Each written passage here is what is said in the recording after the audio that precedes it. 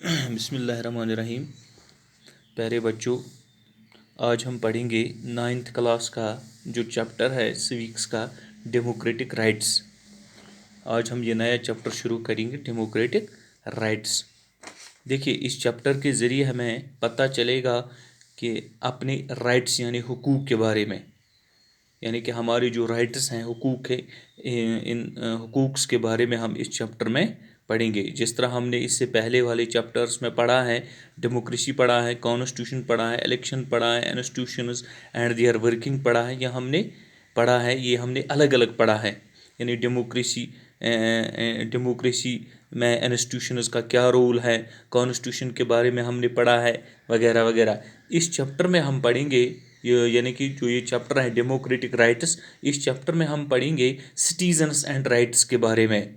एक तरफ हमने पढ़ा है democracy, constitution, elections, working of institutions. दूसरी तरफ हम आज पढ़ेंगे यानी कि सिटीजन्स एंड राइट्स, यानी इंडिविजुअल्स जो होते हैं, इनके राइट्स, इनके इनके जो हुकूक होते हैं, हाँ, यानी कि इनके हुकूक्स के बारे में हम पढ़ेंगे। देखिए, जो ये मीनिंग ऑफ राइट्स हैं, rights are those conditions of a social life without which human personality cannot develop ये होता है meaning of right. Rights are those conditions of social life without which human personality cannot develop.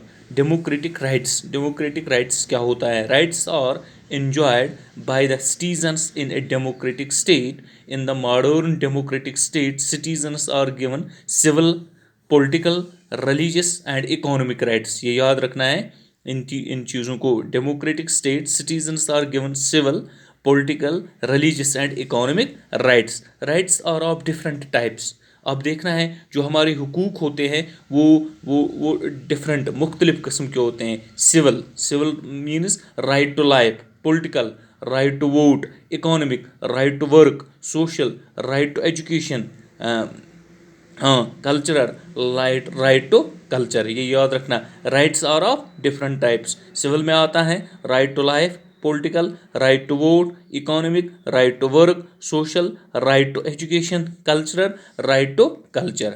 ये हैं यानी कि different types of rights. हाँ, जिस तरह मैंने आपको पहले ही बताया, जो ये चैप्टर है, इस चैप्टर के ज़रिए, इस चैप्टर के माध्यम से हमें ये सारी जानकारी हासिल हो जाएगी कि जो हमारे हुकूक हैं, यानी कि जो हमारे राइट्स हैं, यानी कि डेमोक्रेसी के ज़रिए, जिस तरह हमने पहले पढ़ा, जो जमहूरी कंट्री होता है, जिस मुल्क में जमहूरियत होती है, यानी कि जमहूरी डेमोक्रेटिक कंट्री में किस तरह से, यानी लोगों को, इंडिविजुअल्स को, हर एक को किस तरह से हुकूक दिए जाते हैं। यानी कि जिस तरह मैंने आपको पहले ये बताया, डेमोक्रेसी हमने पढ़ा है, डेमोक्रेसी के ज़रिए हमें कौन कौन सी चीज़ें मिलती हैं, डेमोक्रेसी का क्या मतलब होता है। इसके साथ साथ हमने कॉन्स्टिट्यूशन पढ़ा है, कॉन्स्टिट्यूशन के ज़रिए से हमें कौन कौन से राइट्स मिलते हैं, कौन कौन सी ड्यूटीज़, अपने फ़राइज़ अदा करने हैं। इलेक्शंस हमने पढ़ा है, वर्किंग ऑफ इंस्टीट्यूशंस का क्या रोल होता है, ये सब हमने पढ़ा है। Some rights are